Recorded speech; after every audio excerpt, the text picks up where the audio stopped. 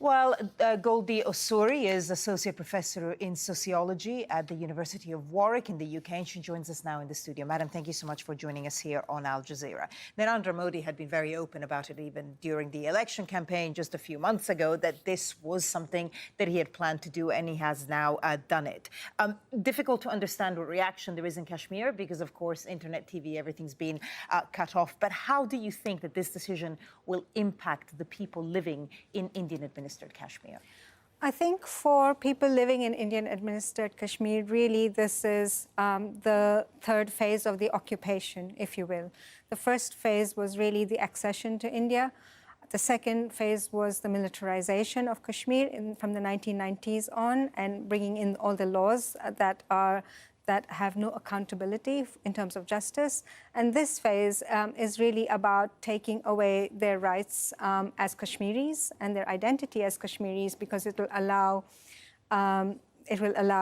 Indians to come in and buy land and take, do all the things that they were not allowed to earlier. Because one of the Narendra Modi's arguments is that this is all about development, because, of course, Indian-administered Kashmir remains relatively underdeveloped, high unemployment.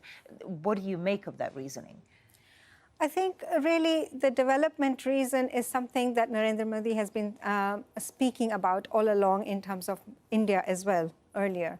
And nothing has come of that for people in general in terms of development. For the people of Kashmir, really it means a demographic change and Israeli-style settler colonialism, where people in Kashmir will be outnumbered by all the investments and all the investors from India who have the financial might, and they're doing it with both financial might and military might.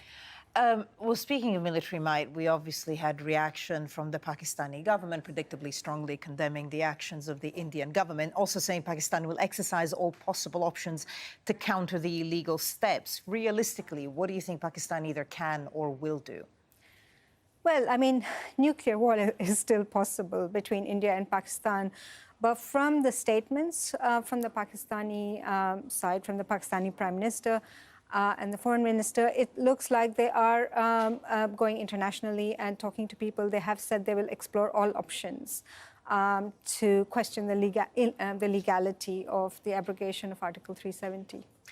Obviously very difficult to get an idea of what's going on in the administered Kashmir, because as we've mentioned, sort of internet and television is being cut off.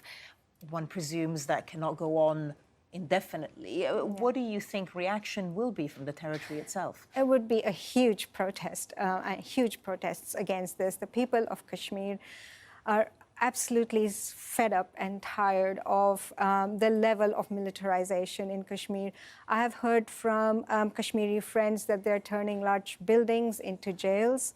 So, I mean, it looks like one can expect mass protests and then mass arrests of Kashmiris.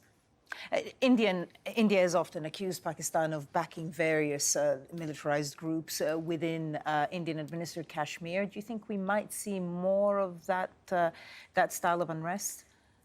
Well, I mean, if you look at it, I mean, they might some of that insurgency might be backed by Pakistan, but really it's an indigenous insurgency. The people who are fighting are local Kashmiris, right? And there's massive support for that insurgency in Kashmir. So there might be some of that, but really it's Kashmiris who are actually engaging in an anti-colonial struggle, one might say. Goldie Osuri, Associate Professor in Sociology from the University of Warwick. Madam, thank you so much for sharing your views with us. Thank you. Thank you.